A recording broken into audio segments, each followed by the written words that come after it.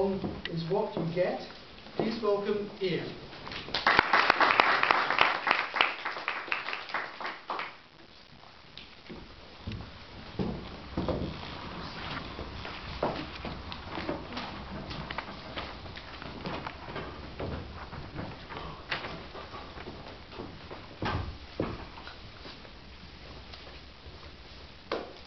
Getting to the point is the third speech in the first manual, and as the Toastmaster said, what you focus on is what you get is the title of this speech. I'm going to do something a little bit different. I'm going to do an exercise which Finlay, a volunteer, will help me with, just really to illustrate the point, or a point. I'm going to get you just to the big dot that people can see in the centre there. Yeah. Does the screen go back or back? Yeah, that's great, thank you very much. Just sit down, yeah. Can I ask you to shout out what you see? A spot. A spot, a dot. Great, excellent, that's what most people say. Actually, if you listen to what I just said, what do you see? In front of you, there is me, a room full of people, a flip chart stand, and a dot, and it's actually quite a cheeky exercise because I took your attention there. But the point I really want to make is to invite you to think about what do you focus on? What do you focus on? Where do you take your attention in life? It's such an important thing that I really want you to think about for the next 5 minutes. Now, this faculty that we have of pinpointing things and thinking about them in different ways is absolutely quite incredible and offers us lots and lots of potential when we really begin to think about where do we place our attention all day long.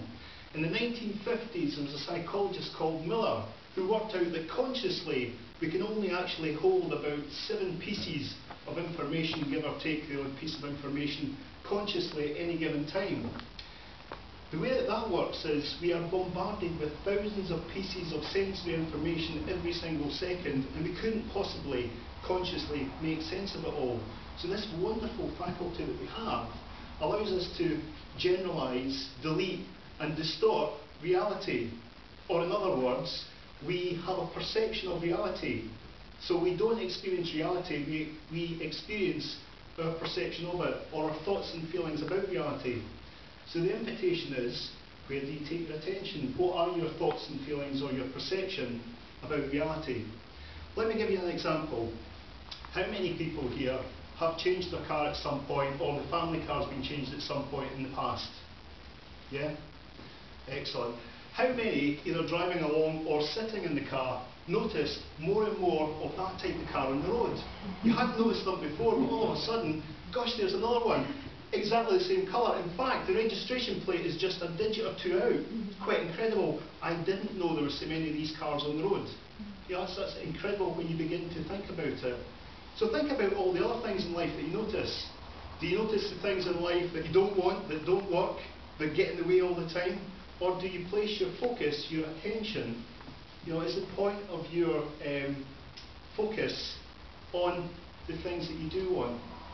This is very, very important. I'm going to show you another little exercise, and I do have handouts which I can give you at the break, and I'll invite you to go off and do this. It's a worthwhile exercise. Just before I flip this over, can I ask for another show of hands? How many people go to work and write a to-do list? Yeah? Excellent. So you do that so that you bring this to your attention, you consciously look at the things that you need to do. How many people write a shopping list? Yeah? So that you remember to get all the things that you need in your shopping basket to take home so that you've got everything. How many people write a me list? Me, what I want from life, the things that I want to achieve. Lots. Well done, very, very impressed. For those of you that don't do this, and for those of you that do, keep on doing it, this is an invitation again for you to notice where you place your attention. It's called the Wheel of Life. If you do a search online, Wheel of Life, Wheel of Success, there's different variants of it. Different titles are given to each of these areas as well. The titles in some cases aren't really that important. You can make titles up, choose the ones for you that you place in life that explains all the things that are important, i.e. a round, full, rich life is full of not just one or two things, but lots of things. And when you begin to place your attention on these things, lots of things start to happen because you notice more and more of what you're looking for, what you want. The way it works is, right at the centre it's 0, on the circumference it's 10. So on a scale of 1 to 10, think about things in your life like your relationships. On a scale of 1 to 10, good, bad, indifferent, what score would you give it? And then look at what you can do, what action you can take to move things on. I heard an expression once that the more that I think about it, the more it makes so much sense. This expression was, does your attention and your intentions in life match?